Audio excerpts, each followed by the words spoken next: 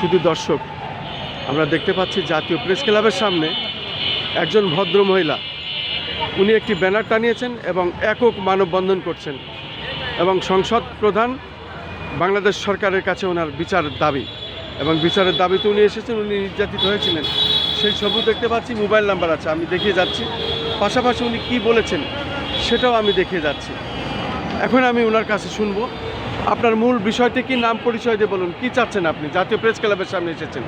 আসসালামু আলাইকুম জনগণ ও দেশবাসী, সবার কাছে আমার কষ্টের জীবনের কথা আমি বলছি। আমার কাছে থেকে প্রায় 37টা চেক দিয়ে আমার কাছে থেকে 5 কোটি টাকা জব্দ করে নিয়েছে নীলুফা ইয়াসমিন ও তার স্বামী সৈয়দ মাহবুব আলম।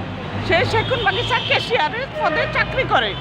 এখন আমারে মাহবুব আলমে এবং দাদন ফকির ওসি সাইদ মিরপুর থানা এবং দাদন ফকির আর সাইদ পিপি আমার বাসা থেকে সব স্টাম্প, চেক, বাড়ির দলিল, স্বর্ণ গয়না যা কিছু আছে আমার স্টাইলের বাড়ির ভাঙা আমার মাথায় বাড়ি দেওয়া, পিস্তল দেওয়া, আমার ব্রেন নেই যে দুই ভাগ করে লেগেছে। ঠিক আছে। আমি ঢাকা মেডিকেলে ভর্তি ছিলাম মাননীয় সংসদ সদস্য।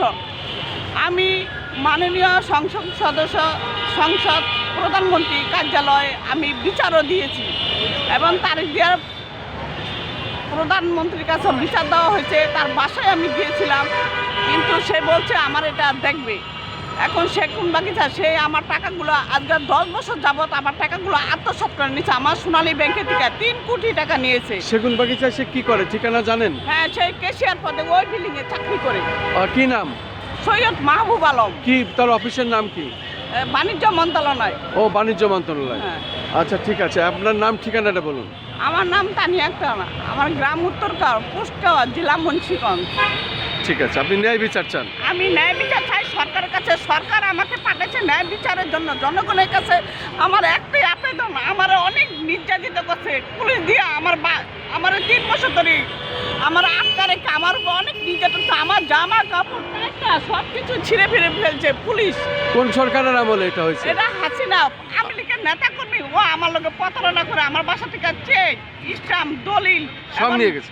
সব এগুলি আমার বাসা থেকে নিয়ে গেছে। 30 ভরি স্বর্ণ। আমাদের অবস্থা অনেক ভালো ছিল। আমার বর্তমানে আমার সোনালী ব্যাংকের লেনদেন আছে 3 কোটি টাকা, আর আমার যমুনা ব্যাংকে আছে 2 কোটি টাকা। এটি সব আমার চেক, স্টাম্প দিয়ে ঢাকা মহানগরে চেকগুলো জমা আছে। পুলিশে আমার বাসা থেকে চেক জব্দ করে এবং মহানগরে বলছে এগুলি জমা আছে। সে জমা একটি কাগজ আছে, এই যে দেখেন।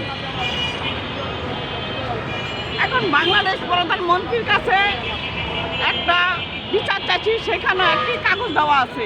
আপনি কি করতেন তখন? আমার হাজব্যান্ড বাইরে ছিল, ক্রাইম রিপোর্টার লুৎফর রহমান। কোন কোন কোন দেশে ছিল? মালয়েশিয়া ছিল। আচ্ছা আচ্ছা। সে 30 বছর ওখানে করছে। তারে মিথ্যা মামলা দিয়ে 7 বছরের জেল দিয়েছে।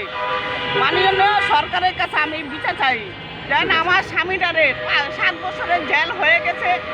এখন মাননীয় সরকারের কাছে আমি চাই আমার স্বামীটারে, আপনারা 5 বছর হয়ে গেছে জেল খাটাচ্ছে। আমি এখন একটা বাচ্চা নিয়ে আমি চলতে ফিরতে কিছু করতে পারছি না। আমার সব কিছু জব্দ করে নিয়ে আপনি গেছে। জামিন চান? জামিন চান? আমি জামিন চাই মাননীয় সরকারের কাছে। আমার লুৎফর রহমান আমার স্বামী, ওনার নামে আমি জামিন চাচ্ছি সরকারের কাছে। ধন্যবাদ, আমি অনেক অনেক ধন্যবাদ, অনেক ধন্যবাদ।